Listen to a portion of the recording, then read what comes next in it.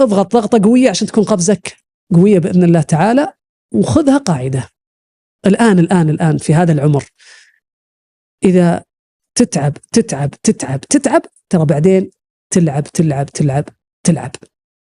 الآن تبي توسع صدرك وتلعب تلعب تلعب تلعب ترى بعدين تتعب تتعب تتعب تتعب. وابن القيم يقول من آثر الراحة، يعني من فضل الراحة فاتته الراحة، والنعيم لا يدرك بالنعيم.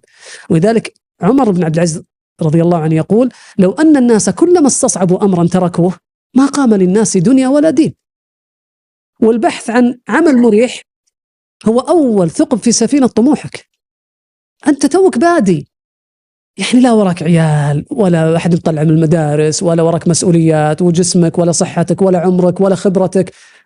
تبي تدور لك مكان تندس فيه ووظيفته ما حد يدري عنك وتجلس كذا ولا تقابل أحد وبس وينزل عليك هالقاطور. إذا وجدت مثل هذا، ما أقول وظيفة، مثل هذا المستنقع يجب أن تقفز. هذا ممكن واحد كبير في السن تعب قدم كل ما عنده، ممكن يروح يعني ينزوي في هذا المكان، يمكن نجد له مبرر. واحد توه في بداية حياته يذهب إلى مثل هذه الأماكن التي لا يضيف فيها شيئا ولا تضيف هي له شيئا، لا شك أنه سيتآكل بالصدى. إذن هذه واحدة من النصائح المهمة جدا والله يا أبو سعود، أن اللي بيفرط الآن وهو شباب صغير متوقع الأرزاق عند الله سبحانه وتعالى والتوفيق بيد الله سبحانه وتعالى، لا يزعل بكرة إذا نادوه يا هيه يا ولد، لا يزعل لا يزعل. في الصيف ضيعت اللبن، يمكن تصغير وكان عندك فرص، وكنا في زمن الآن مليان فرص، أنت كنت تبحث عن الأسهل. ودائما طموح الإنسان مثل الموية، إذا صار يبحث عن المطامن بيروح ثم سيكون هناك مستنقع من الإحباط ومستنقع من الشعور بالتفاهة واللا قيمة وتدني المكانة، لأنك أنت اللي بغيت هذا الشيء. ولذلك يقول ابن القيم، يقول والوصول إلى المطلوب مقرون بهجر العوائد.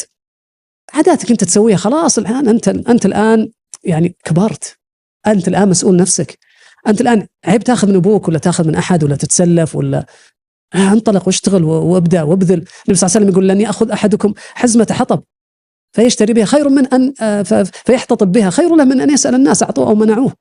لا، أن تنظر لنفسك نظرة مختلفة. يجب أن تنظر أنك الآن لست عبئا ولا يجب أن تكون عبئا.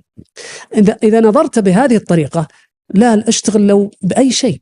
والله أن رائحة العرق أجمل من عطورات الانتظار والعطالة. تبخبخ وقاعد وجالس ومبسوط والناس قاعدة تشتغل، هذولا اللي الله عز وجل يوفقهم والناس تحترمهم، وكثير من الناس سيسانده لأنه يراه بهذه الطريقة. وأن العرق أجمل من أن تضع رأسك على الوسادة ويقتلك الأرق. تفكر في عندك ما عندك شيء، الناس تشتغل وقاعدة وتبذل وتجتهد وانت جالس ما عندك شيء. هذه المعاني يجب أنها ترسخ في ذهنك.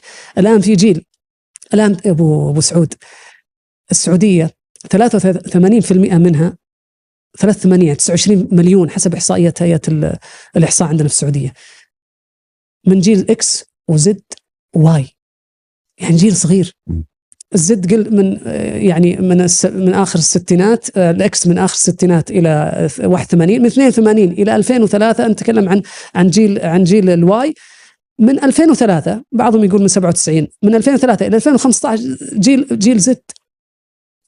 هذا الجيل مشكلته أنه يرى أنه أكثر كفاءة وأكثر ذكاء واستحقاقه عالي، وإذا جاء الوظيفة يبغى يصير مدير على طول، ولا يبغى يرتاح على طول، ولا يجونا في الشركات يقول أنا أبغى أصير شريك، لا ما أرضى بالراتب، أبغى أصير شريك معكم.